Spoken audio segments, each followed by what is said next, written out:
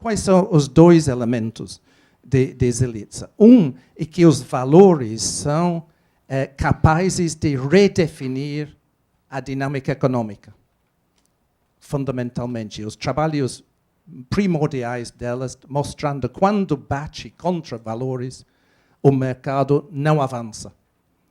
Né? Toda uma série de estudos de caso mostrando o poder da cultura, neste sentido, de controlar o avanço da comodificação em áreas tidas como não legítimas. Né?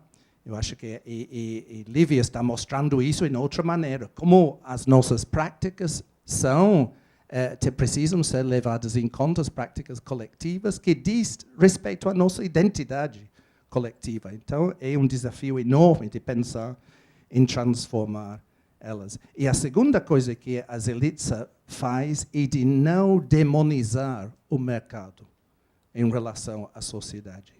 Ela mostra a capacidade das pessoas de negociar relações mercantis e relações de afetividade, mesmo em termos de dinheiro. Isso que Ricardo colocou com muita originalidade, falando do exemplo da novela. Né? Eu acho que então, estas duas coisas, o poder da cultura, né, por bem ou por mal, nesse sentido, que faz com que o avanço da economia não é avassaladora, neste sentido, ele tem que negociar com a cultura, e que os valores penetram e podem domesticar e disciplinar os mercados também. Esta é a segunda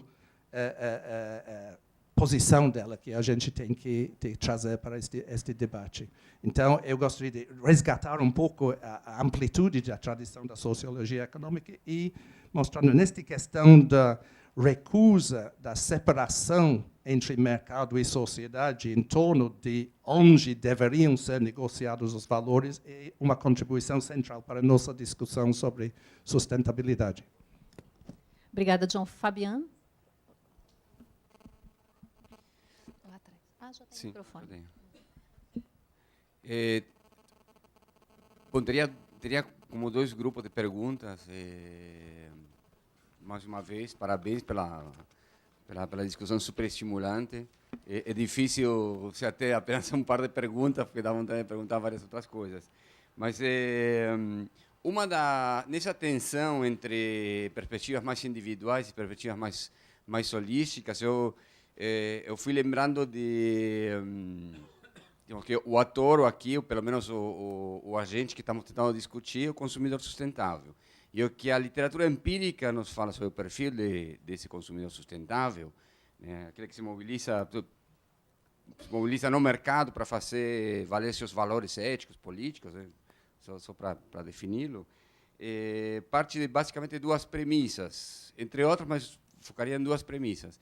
Uma é um senso de autorresponsabilidade, né, que é algo eminentemente individual, né, e é o que a literatura na Suécia, na Bélgica, enfim, tem demonstrado. E aqui no Brasil a gente ainda não encontra evidência de suporte, a América Latina no geral, parece ser muito mais fruto do empurrão do movimento de responsabilidade social corporativa que legitima e traz à mesa um tema e aí empolga os consumidores do que desse sentimento individual de autorresponsabilização.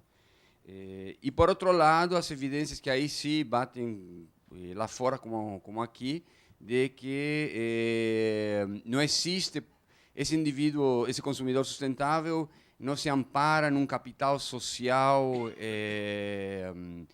acumulado que o diferencia e lhe dá uma gravidade, uma densidade de ação diferenciada, né? Tanto a pesquisa de vocês como outros estudos demonstram que não é diferente em termos de associativismo, em termos de confiança nas instituições, e que, portanto, são formas individuais, atomizadas, informais e esporádicas de se manifestar, né? Tanto que até a principal correlação aqui fora de prática de consumo político é com o checkbook activism, né? né? Doações, que é aquela relação bem pontual, né? Então, como que essas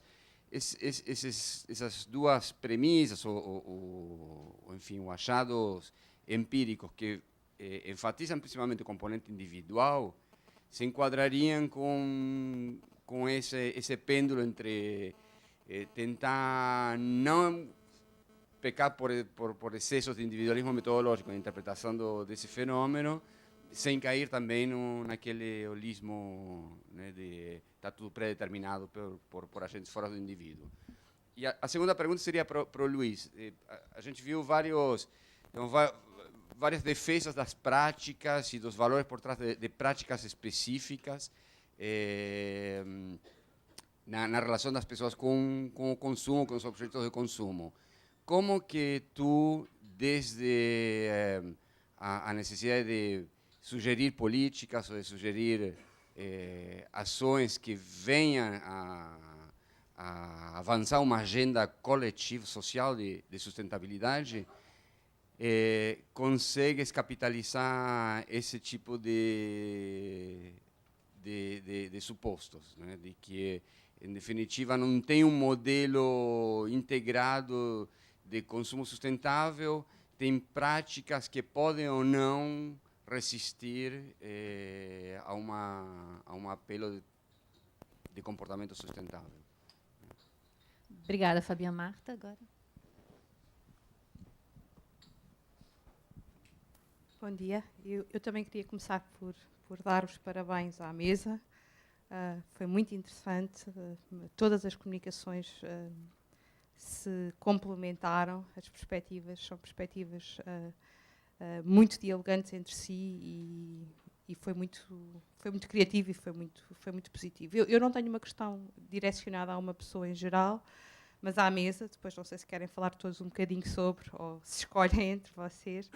Mas queria colocar aqui um ponto de discussão que me parece que foi pouco trabalhado. Eu, tal como a Lívia, penso que as questões das práticas são centrais para perceber os consumos contemporâneos e, eventualmente, as alterações que se possam dar nos padrões de consumo. E penso que as práticas são importantes porque, do que sei, há no campo do consumo, como em outras esferas do campo do social, descoincidências muito grandes ao nível das representações dos discursos e das próprias práticas. Por isso, se não olharmos para as práticas, temos dificuldade em entender onde é que estamos realmente.